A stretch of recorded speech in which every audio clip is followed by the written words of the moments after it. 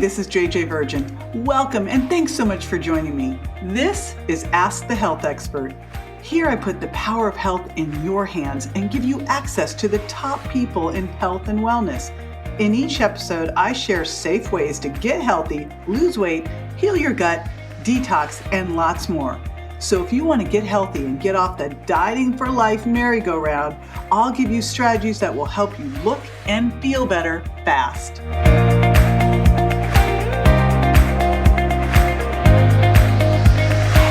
I'm really obsessed now with body composition. Not now, I've been obsessed with this for 35, 40 years.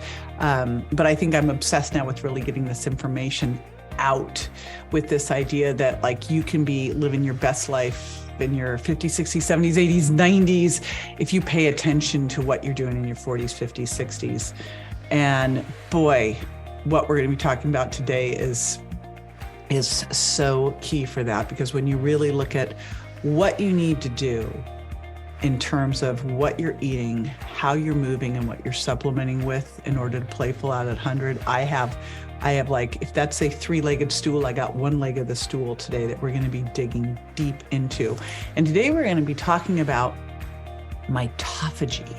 You've heard about autophagy. We've talked about it before. You've heard about so much in the world of intermittent fasting, because it's one of the key benefits of longer intermittent fasting, in that we can take out the cellular trash. Well, mitophagy is where you take out the cellular mitochondrial trash, and how that's important. We're also going to be talking about mitochondrial boosting within the muscle and why that's important. So if you are looking to have more energy, be able to recover from your workouts more, be able to hold on and build muscle more, be able to have a better body composition. Yes, check. You are going to love my guest today, Dr. Anurag Singh, and he is the Chief Medical Officer at Timeline Nutrition and Amazentis, which is a research company that's behind Timeline, doing some amazing work. It's a company based in Switzerland that discovers and develops novel nutritional compounds targeting improvements in mitochondrial health.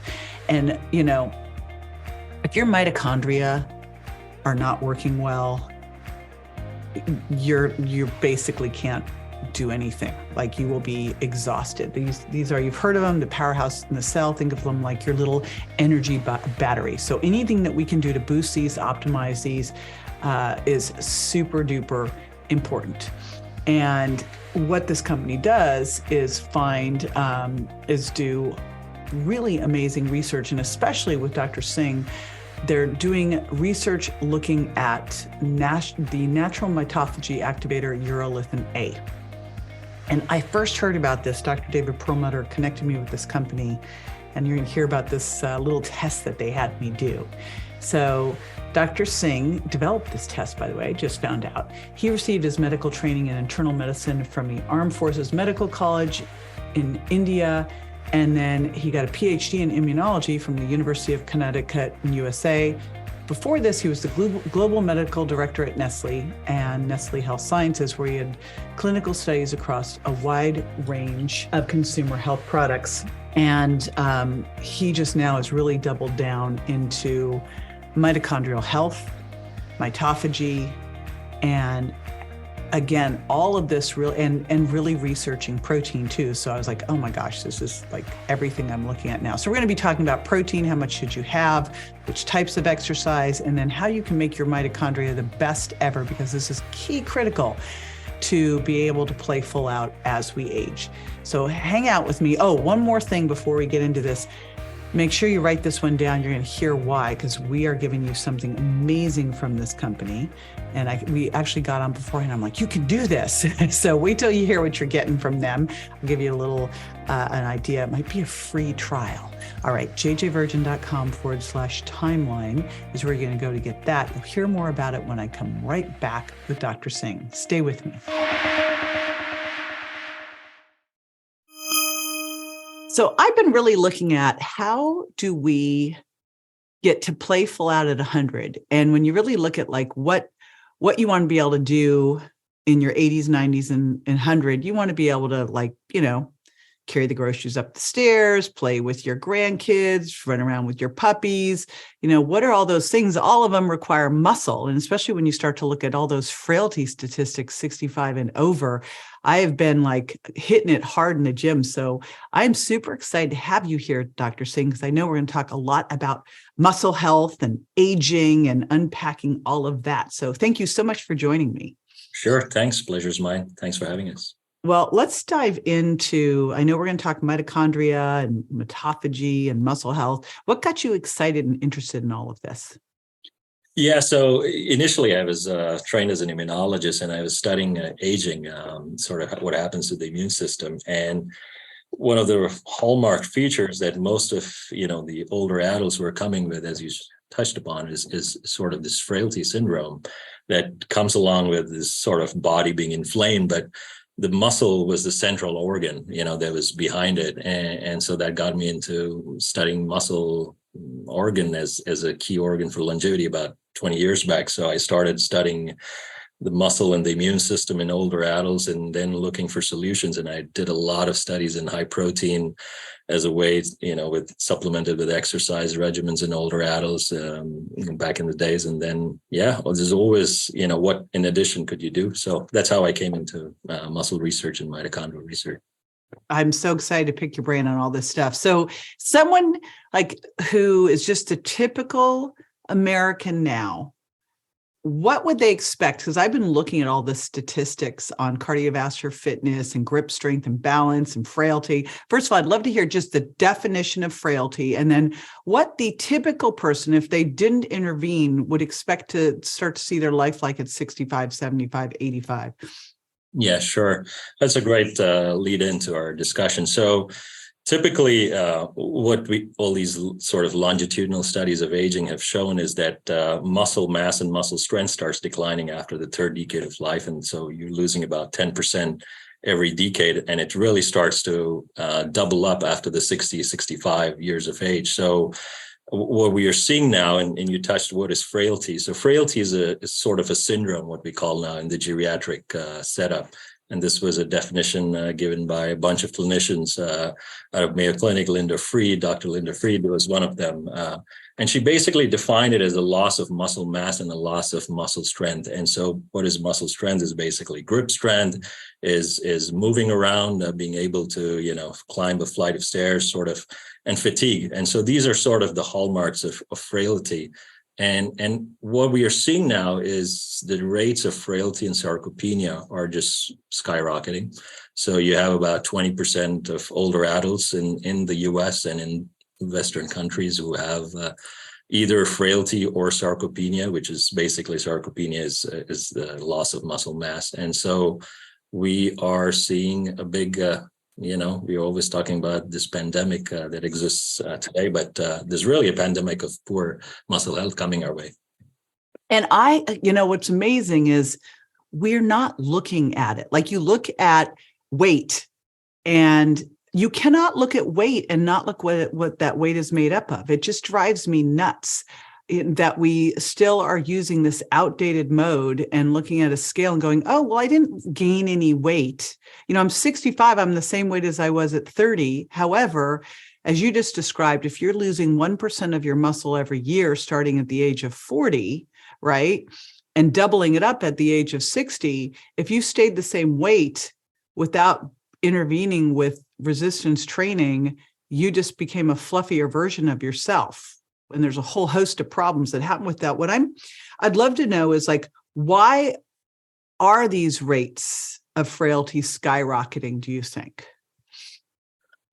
I don't think there's one answer to that. I think it's a blend of a lot of factors. And the two key factors are physical activity. So there has been a lot of studies done and a lot of research done on declining rates and sort of we're sitting more, we're sitting longer in our work. So there's this shift towards being sedentary. And the second is the nutrition, the food we eat. And a lot of it goes back to a lack of proper protein intake. There's a lot more shift to more fast food diet versus, eating vegetables and fruits. And I think these are two of the key elements that are accelerating this whole frailty syndrome. What do you think of the current RDA for protein at 0.8 grams per kilogram of body weight? It's in my personal profession, and it's ridiculous because I don't want to challenge. It's ridiculous. Yes, that's it. I want to challenge all the authorities and the organizations, but in essence, I got trained in medical school long back, and we always, my professor of medicine would always tell me, you actually need to have 1 to 1.2 grams per kilogram of body weight. So if you think about an older adult with even 65, 70 kilos, you need to be taking at least 70 grams of protein. So those are, and actually with aging, your requirement should be going up. So there you go. And I'd love to talk about that because, you look at it, and with aging, the requirements should be going up is not a message that's getting out there at all. Mm. And so, first of all, why are the requirements higher with aging?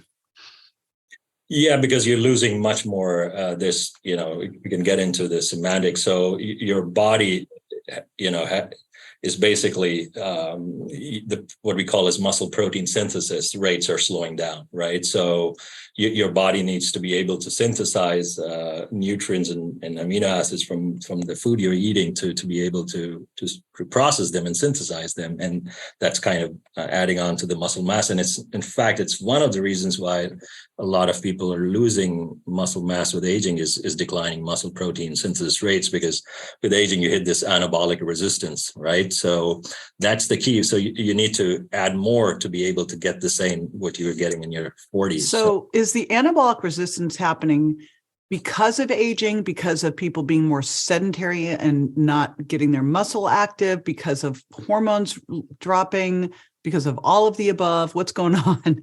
I think it's all of the above, plus a key factor that a lot of times we miss, and we will touch upon it, is mitochondrial health, because a lot of times with aging, and muscle is a very active metabolic organ, the mitochondria in the muscle are sort of becoming quiescent, or they're not in the best shape. So it's sort of this declining mitochondrial function is also adding to this anabolic resistance. So it's a blend of everything you said. So how would someone know that their mitochondrial function in their muscle is declining? And let's just talk about what are mitochondria? I know we've talked about them. People at the powerhouses of the cell. Well, what are mitochondria? Why are they important in muscle function? Yeah. And then how would we even be able to tell if they're declining? Yeah. So, the standard definition of mitochondria, you put it, is basically the powerhouse of the cell. Now, what it means basically is the mitochondria are the energy factories in your cells and your organs, and organs such as the muscle, the heart, the brain. These are very extremely active and metabolic organs, and so they need a lot of energy to do what they're supposed to do. So think clearly, to move around, for the muscle to pump blood, for the heart. So what happens is that think of mitochondria as a network of batteries, in your Tesla car, for example. So this network, if it's not working in sync, you're not going to get enough battery to power your Tesla to go a certain distance. So that's essentially what mitochondria are doing. Now, for the muscle, what happens is with aging is that they pretty much rapidly deteriorate. Now, today in clinic, we are still finding ways like doing muscle biopsies, which are a bit more invasive, to study mitochondrial function. But in your regular daily life, if you're feeling fatigued, if you're exercising and then taking longer to recover, if you're having difficulty, kind of climbing a flight of stairs that you were able to kind of run through before, these are, again, signs of declining mitochondrial function. Okay. So if someone has declining mitochondrial function, which it's, again, you just ran through the typical symptoms of it. I think most people listening will go, yeah, each of those things could probably be improved some. What are the different ways that you could improve this? Mhm.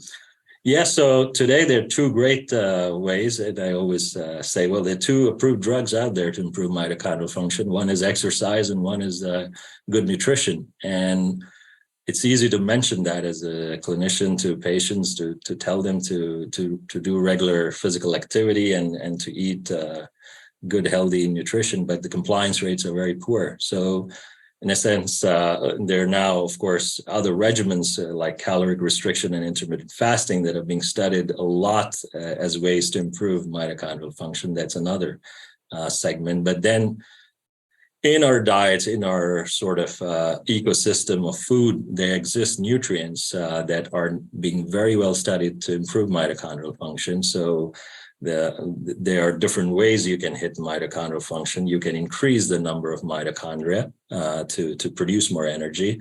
You can take existing mitochondria and make them function better. So there are ingredients like coenzyme Q10 that do this.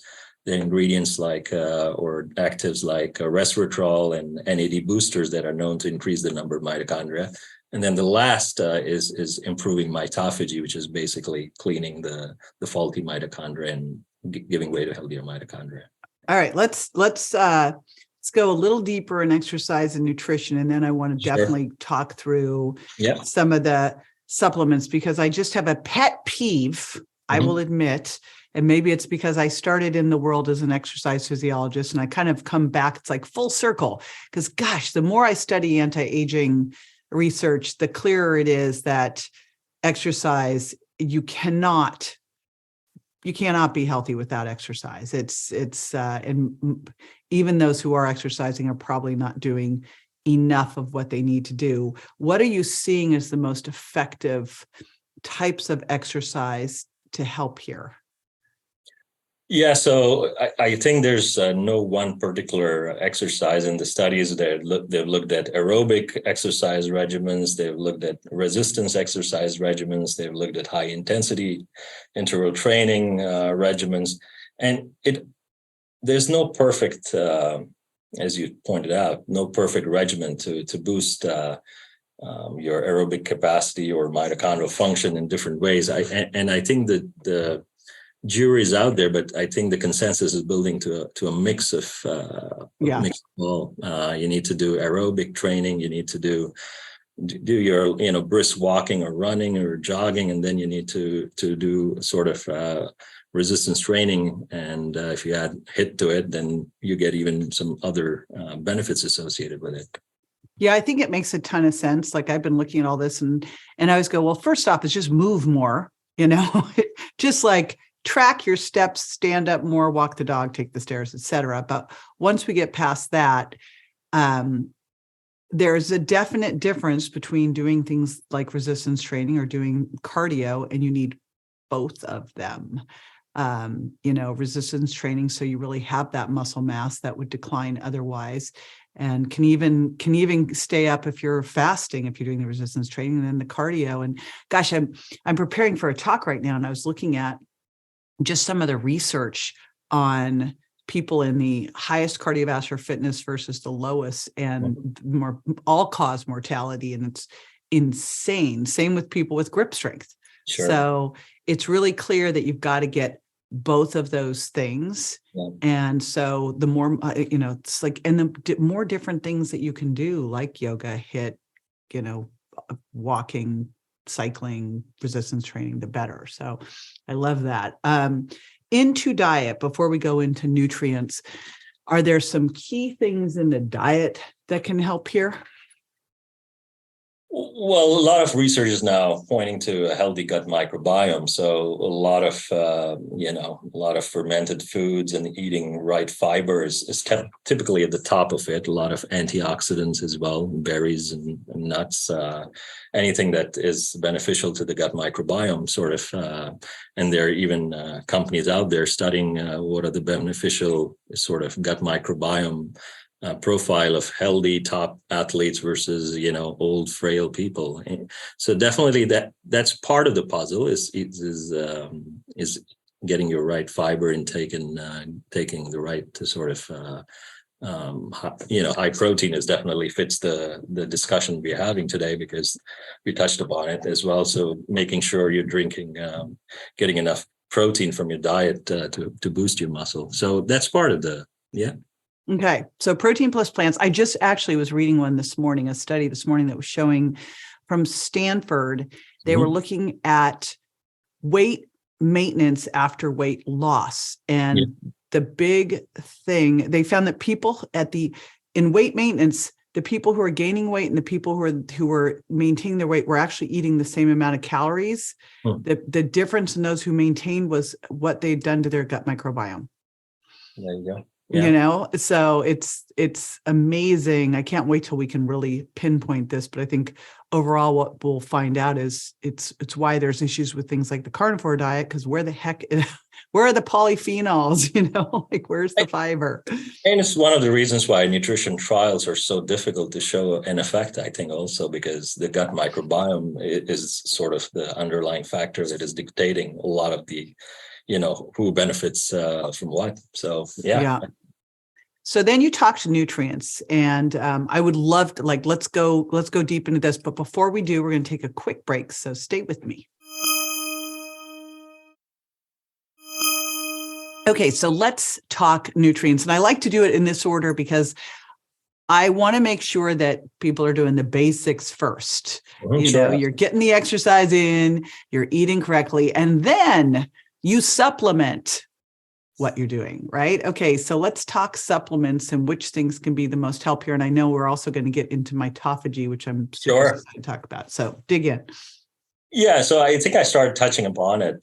Some of these nutrients have been studied for decades, that they can hit different aspects. So I was starting to talk about how you can boost or add on to the benefits of good exercise and good nutrition on top is by.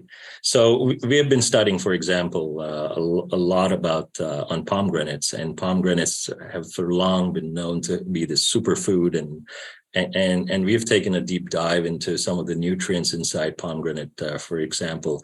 And what happens in pomegranates, there are a lot of polyphenols. So they're extremely rich sources of polyphenols, a certain class called L-gitannins. But what depends on how you process L-gitannins, and if you get the benefits out of the L-gitannins, is really back to the gut microbiome story. And so what we found was that down the road of metabolism of these polyphenols, the gut microbiome can synthesize a nutrient that we call as urolithin A that has some remarkable mitochondrial rejuvenating effects. So this is one of the nutrients we are studying. In addition to urolithin A, there are a number of nutrients such as coenzyme CoQ10. There's the NAD boosters, which are basically precursors of vitamin B3, and they're known to boost sort of the abundance of mitochondria and give you more energy. So in essence, the field is kind of studying all these different bioactives. And so let's get into urolithin A, because that's the one we're going to really dig into. And I'll just give a little background. Is you guys sent me a kit. First of all, you told me I had to drink pomegranate juice, and I freaked out a little bit because I never drink sugary juices. And I was like, oh no. But I was just doing a trial. But walk through what you had me do with that trial, and then let's talk about this urolithin A and what it does. Sure. Yeah.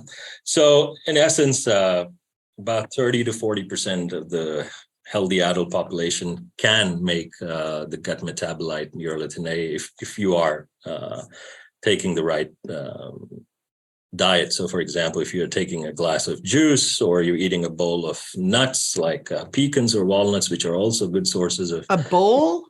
Yeah, bowl. A bowl is about 80 grams or something like that of pecans or walnuts. Like a bowl, like a cup? Like a cup, yeah. Like a cup. That's a lot of calories of, that's a lot. Yeah, and it's same with pomegranate juice. It's a lot the juice. You're either talking about you just loaded yourself with a big load of fat. It's healthy fat, but still too much is too much. Or you're hitting yourself with a bunch of sugar. So Yeah. Problematic. So problematic. And in addition to that problem is that you're thinking you're getting these polyphenols that are going to give you these great effects.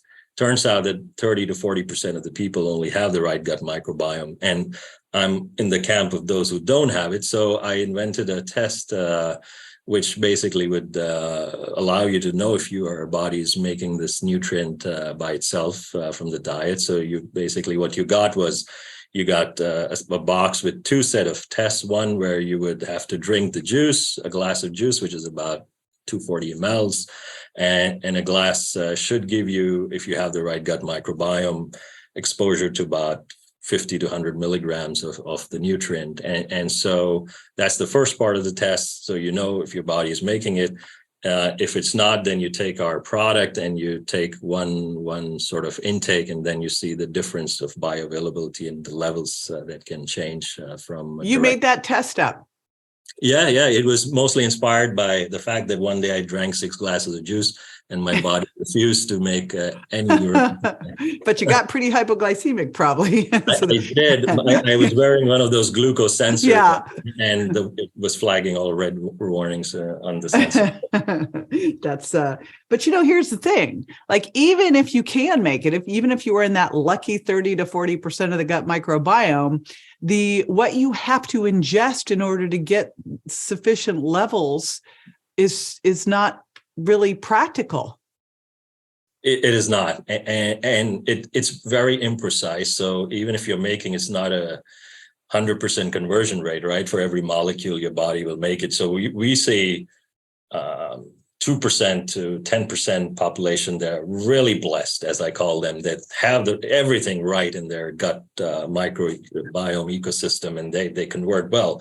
But then the remaining 20, 30% that who convert, they convert it poorly to a point where those little levels are not going to give you any therapeutic sort of effect or benefit or health benefit associated with the molecule. So yeah, plus, as you said, you're taking all this sugar and yeah. Well, why is this a big deal? Why do I need this urolithin A?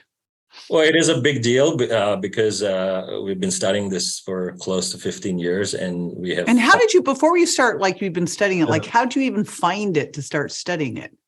Yeah, so a little bit about the background of how the company was formed. 15 years back, we said, hey, there's a lot of nutrition. There's a lot of supplements where everybody's blending probiotics and antioxidants and plant extracts, but nobody's really doing a deep biotech dive into sort of how is it happening?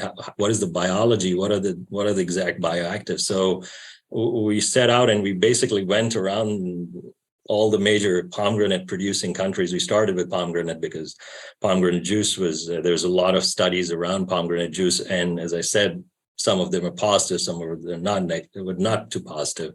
And so we started basically studying pomegranates and pomegranate juices from different parts of the world, Spain, Azerbaijan, wherever's, pomegranate was being produced. And we started looking at its effects. And what we found was that inside the pomegranate, there were hundreds of thousands of actually beneficial compounds. And what led was one eureka moment where we were working with a famous professor who we gave one of the compounds, and he came back running and saying, most of the, let's say, lifespan studies started with worms. And he was sprinkling all these hundreds of compounds, and he found one that was dramatically extending the lifespan of worms. So they were more mobile and they were living longer. And so he said, what have you given me? And we said, well, we went down the list and we saw urolithin A, and that's how it started, basically. Wow. And from there, we went into older animal models, studying if it had an impact. And we saw that older animals were running 50% longer, and there was 10% better group strength. And then we've been basically building off that 10 years in clinical research now. So what exactly does this do? So we have studied a number of populations in our clinical studies, all of which are randomized placebo-controlled studies. We started studying older adults first. So in the first studies we did, we took a cohort of older and active individuals who were all 70 plus, and we did what we call as muscle biopsies, which is taking small chunks of muscle and trying to study them. And what was clear was that the active folks' mitochondrial health was very good. The sedentary older adults' mitochondrial health was not good. And we took these folks, the sedentary folks, and we supplemented them with a month of oral supplementation with this molecule. And what we saw was that it was much more bioavailable compared to, for example, the precursors, the polyphenols that always have a problem of bioavailability.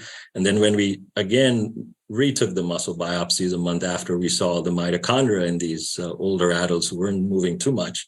They were looking very healthy, and they were almost looking like the mitochondria of people who were exercising regularly. And so from there, we went and we did longer studies with 2 and 4 months in older adults and overweight adults. And what we see is improved endurance. So people tend to walk longer. We see resistance to fatigue, which means that people can exercise longer.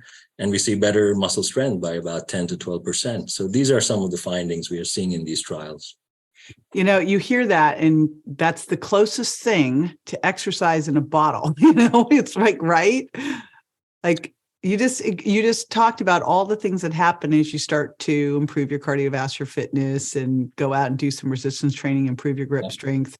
Now, this is not to say, if you're listening, that, oh, you just need to take this pill, but think if you combine this with, you know, getting more protein in your diet and doing the right types of exercise, it's like, bam. Yeah. So what exactly is it doing? How's it doing this? Yeah. So, well, just to finish, I think you touched upon 2 very important things. Can you add it to protein, and can you add it to exercise? And it's hitting a pathway called mitophagy, which exercise is known to do. So exercise is a well-known inducer of autophagy and mitophagy. Autophagy being the clearance of all the waste, cellular waste inside the cell, and mitophagy being autophagy specific to mitochondria. So as we get older, as our cells sort of functionally decline over time, they accumulate waste, okay? And the mitochondria accumulate waste. And we can't clean out this garbage bin as efficiently as when we are 70 than what we were doing in our 30s and 40s. And so essentially, this is what mitophagy is. It's basically the garbage disposal system that slows off with aging. What we see with urolithin A is that it revs up mitophagy during the aging process. So now you're taking all this cellular trash, and this gets more efficiently cleaned and becomes sort of the building blocks for near healthy mitochondria that are producing more energy, that gives people more endurance, etc. And yeah, it's supposed to be taken in combination. Today, the studies we are doing, one is with a professor called Stu Phillips, who's one of the sort of leading high protein guys. And he said, well, if I combine something with a muscle mass boosting, which is, let's say, 20 grams of high protein intake with something that is a bioenergetic booster, this is really sort of the magic intake for boosting muscle health. And so he's studying this right now as we speak. And then there's another study in Australia we're running with Professor Louise Burke, who studied master athletes all her career. And she's wondered why a lot of these athletes' performance over time during a calendar year or with, their career declines sometimes. And she thinks a lot of time overtraining is causing a decline in mitophagy. And so she's supplementing top athletes, Olympians actually, with urolithin A to see if by improving mitophagy, some of their, recovery can be much faster. So now, is mitophagy something that, like mitophagy and overall autophagy, is this something that slows down as we age? I'm assuming so. Yes, the answer is yes, for sure. And what happens when your mitophagy slows down, your autophagy slows down, and now you're not getting rid of the cellular debris and the mitochondrial debris that you should? Like, is that where you get this fatigue? You can't recover, you can't work as hard, all of that kind of stuff, maybe some inflammation? Yeah, so it happens in all cells and all tissues. So for example, in muscle, the mitochondria of the muscle, if they are slowing down mitophagy, for example, you won't produce enough energy, which will mean now that your muscles can contract too well, which means you can't produce enough energy to move around, for example, or your muscle function will start declining. Now, this is a phenomenon very well studied in the brain as well, in our brains as we age. For example, mitophagy. There's a very famous paper from the National Institute of Aging that showed that in the brains of older adults who had early onset dementia, they found declining mitophagy. So it's almost like aggregates of cellular waste are accumulating in the brain of these older adults. And similar things happen in other organs, like even in the immune system. Our immune system has mitochondria, immune cells have mitochondria, and they slow down mitophagy, and which is why with aging, we don't respond as good to vaccination, for example. So we know then, like, beyond exercising, helping induce some of this, and maybe, some, and I know that's all over the board right now with time restricted feeding and how long it actually takes and, what's happening. But is there any other nutrient that's been discovered that can do what urolithin A does, or is that it? So in terms of boosting mitochondrial function, there are several nutrients. I'm talking mitophagy, though. Any other thing that we found? In terms of mitophagy, I think it's the one I'm aware that has been translated into humans. There, of course, exercise is one that right. known to do it. I believe there are some studies with spermidine. There's another bioactive called spermidine that is known as an autophagy inducer, but such an unfortunate name. A very unfortunate right. name. It's like, why isn't someone changing that one? But it hasn't been yet shown that it is specific mitophagy inducer. So it is a known autophagy inducer, but not a mitophagy inducer. So I think urolithin A is the only known mitophagy activator that I think has been shown to be safe and have health benefits in human trials. So then in order to use it, because I'm looking at going, to me, the ultimate, like, playful out at 100, that's my new, like, what am I focused on? Playful out at 100. And would be to do, the combo fitness training, making sure that you've got optimal protein with, plant-rich polyphenols and fibers. So, I think clean animal protein and plant-rich fiber foods. And then taking urolithin A seems like the trifecta here. Well, that's the message. I think folks that I always say there are three pillars, fundamental pillars of good health. I don't know about lifespan, but I am more focused on the health span, because we all want to be fit when we are in our 80s and 90s. And I think the first pillar is exercise, as you mentioned. The second pillar is good nutrition, with all the bullet points we talked about. And the third is, what can we do in addition to these two that can maintain good health? Mm-hmm. And good cellular health is key to that. And this nutrient, this is something that you take every day, correct? Yeah, I do. I do take, we have studied doses between 500 milligram to a gram. We see health benefits starting at 500 milligram. And in some of the other studies, we see 1 gram being even better. So I personally take a gram. Great. And you can take it in capsule, you can take it in powder, so easy enough to take. Yeah, so we have several formats. We've studied all the different formats in terms of bioavailability. They're very equivalent. So today we have products that are, tip-ins into yogurts and smoothies that come with fruit flavorings like pomegranate flavored or ginger flavored that you can put, kind of blends with the lifestyle. A lot of people then now prefer to take soft gels and pills. And so we have the soft gels that are also giving you the right calibrated dose. And then we have the high protein in combination with high protein as well. I know when I first heard about this, because our joint buddy, Dr. David Perlmutter, turned me on to this, and then I did the little test and I started to read about it. And I'm like, holy smokes. First of all, you never see a nutrient that has this kind of research. It just doesn't happen. I mean, that's one of the challenges we have in the supplement field, but then you start to look at what this can do and it's like, oh my goodness. So I have been on it. My husband's on it. As I'm listening to this, I'm realizing, and it was funny, even last night, my ex-husband came over and he showed me, he goes, have you heard this research? I'm really looking at our son. I have my son with a traumatic brain injury, and we've been looking at what we need to do about some of the issues. He's got some real neurodegenerative issues from having a massive brain injury. And I was like reading this. He was reading something, I think, about urolithin coming over to the house going, have you heard of this? I'm like, as a matter of fact. So this is quite spectacular information. And what's super awesome that you guys are doing is making this easily available to my audience. And here's what's great if you're listening.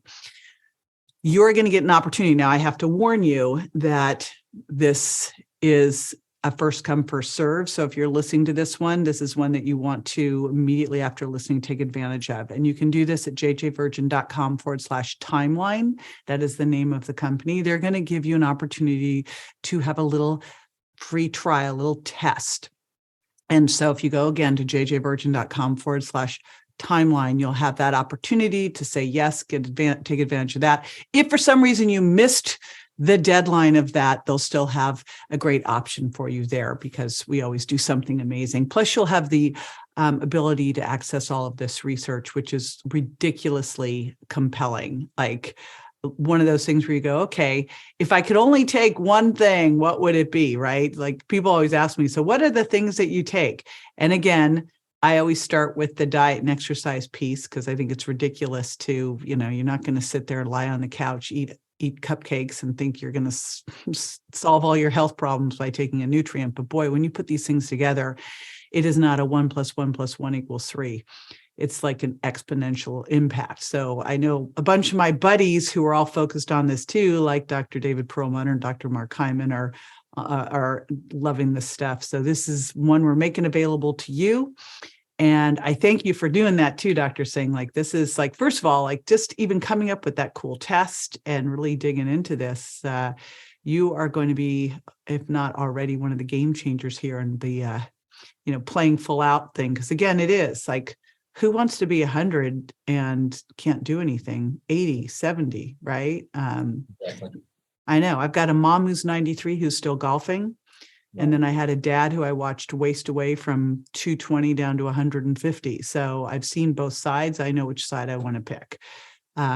So this is part of my playful out plan. So thank you so much for being with me. Amazing information. And thank you more for all the work you're doing.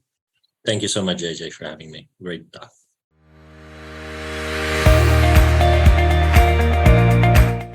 For more info on this and other health topics I cover, or to rate and review, find me on Instagram, Facebook, and my website, jjvirgin.com.